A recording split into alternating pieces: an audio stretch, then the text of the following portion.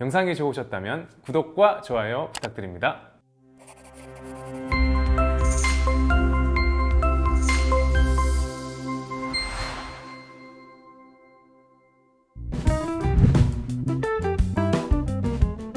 합정동 단독주택 프로젝트인데 50년 정도 됐어요, 주택이. 근데 그 50년 된 주택에서 40년을 함께 살아온 가족이 있어요.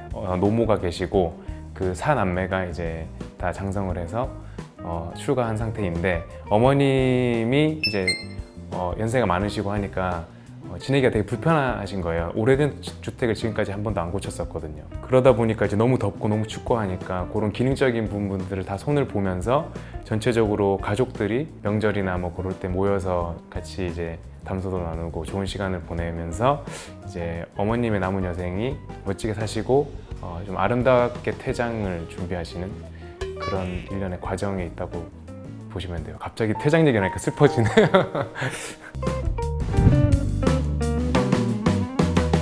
자료 화면을 보시면 아시겠지만 거의 골동품 가게 수준이에요. 엄청 오래된 아이템들 되게 많이 나오고, 심지어 거기 마당에는 대왕 느티나무가 두 그루가 있는데 거의 한 6층 빌딩 높이 그 집을 다 덮고 있어요, 그 나무 그늘이. 그래서 숲에 들어온 것 같은 그런 기분이고, 갔을 때 되게 매력적이었고, 이것들을 살린다고 했을 때 좀 반가웠어요.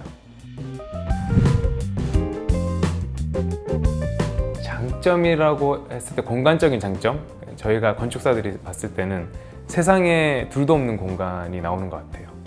어디를 가도 그런 똑같은 공간은 나오지 않아요.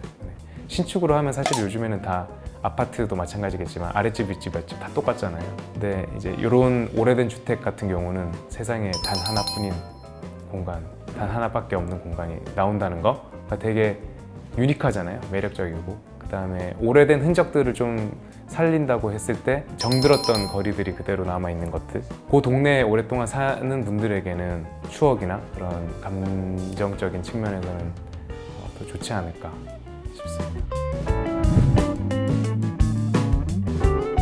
기능적으로 만족을 시켜줘야 된다는 게 가장 컸어요. 워낙 이제 춥고 덥고 물도 많이 새고 이런 것들이 많았기 때문에 집 주인분들 입장에서는 기능적인 것들을 무조건 가장 먼저 해결해 달라고 요구사항이 있었고, 그것들을 어떻게 해결할 건가, 그 다음에 유지 관리가 어떻게 잘 될 건가를 가장 많이 고민을 해서 기능적인 부분들을 설계에 가장 많이 신경을 썼던 부분들이 있고, 그 다음에 내부나 외부적으로 봤을 때 기존에 있던 그 벽돌이나 요소들을 완전히 없애거나 덮지 않고 그것들을 잘 살려서 주변과 잘 어울리게, 그 다음에 너무 낡아 보이지 않게 하는 것들이 어떤 방법이 있을까, 그런 것들을 고민을 많이 했던 것 같아요. 40년 이상 된 주택을 리모델링 한다는 게 설계부터 시작을 하지만 설계도대로 안 될 때가 있어요. 근데 그런 상황이 오면 어떻게 해야 될지 되게 고민이 많이 될 거예요. 심지어는 이제 금액이 안 맞을 수도, 공사 금액이 안 맞을 수도 있고, 설계일이 더 많이 늘어날 수도 있고, 변수가 되게 많은 거죠. 생활건축은 그런 오래된 주택 리모델링을 시작으로 여러 건들을 해왔던 노하우가 있기 때문에 조금 더 쉽게 접근을 할 수 있었던 것 같고, 한 가지 더 저희가 좋은 점들은 젊은 건축사들이 4명이 있다는 거. 저 혼자만 뭐 하는 것들이 아니라 4명에서 좋은 아이디어를 같이 내주는 거죠. 공간적으로, 공간도 그렇고 기술적인 면도 그렇고. 그렇게 프로젝트들이 항상 진행이 되기 때문에 혼자 하는 것보다 리스크 배분이 되고 더 좋은 아이디어들이 많이 나올 수 있는 가능성이 있다고 봐요.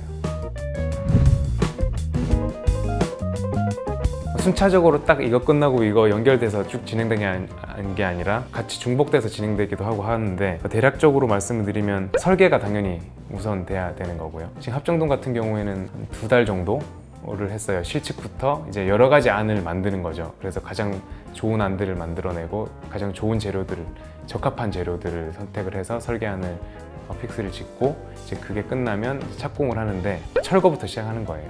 그래서 내부 마감재 철거부터 시작을 하고, 필요 없는 부분들은 다 드러내고 살릴 부분들은 그대로 살려놓고, 이제 구조 보강, 이제 오래된 주택인 경우에는 구조가 많이 취약한 부분은 구조 보강을 이제 할 수도 있고요.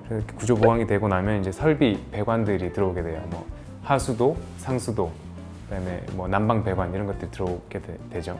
그러고 나서 내부 마감을 짓게 되죠. 벽을 형성하고 천장도 형성을 하고, 그러면서 이제 전기 작업 같이 할 거고요. 전기, 전등 뭐 이런 것들. 전등은 제일 나중에 달긴 하죠. 중간에 이제 창호 공사 뭐 그런 것도 들어오게 되죠. 같이 외벽을 형성할 때. 그렇고 이제 제일 마지막에는 뭐 조금 더 한다고 하면 조경 공사까지. 뭐 조경 공사라고 해봤자 뭐 엄청 심각한 것들은 아니고 뭐 풀 좀 심고 뭐 그 정도가 되겠죠.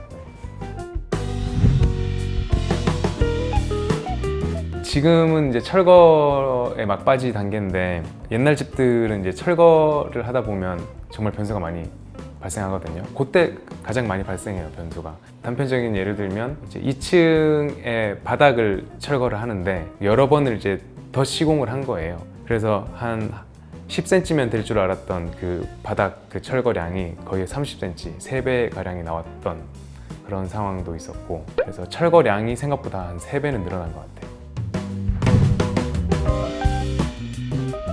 뭐 전체적인 계획에 지장을 주지는 않고요. 철거 부분에 있어서 철거 견적에만 어느 정도 비용이 조금 부담이 된다, 상승이 된다 정도만 생각하시면 될 것 같습니다. 일단은 오래된 주택 같은 경우에는 항상 변수가 있다고 말씀드려요. 그래서 저희 원칙은 공사 금액이 산정이 되면 그 이상의 추가 공사 금액은 최대한 발생 안 시키는 범위 내에서 해결을 하려고 하거든요. 근데 이제 오래전 주택 같은 경우는 지금같이 이제 변수가 생길 수가 있어요. 그래서 그런 것들을 이미 좀 미리 사전에 말을 해놓죠. 그래서 이런 부분에 대해서는 추가 비용이 발생할 수 있으나 최소한으로 발생시키는 방향으로 해결하겠다.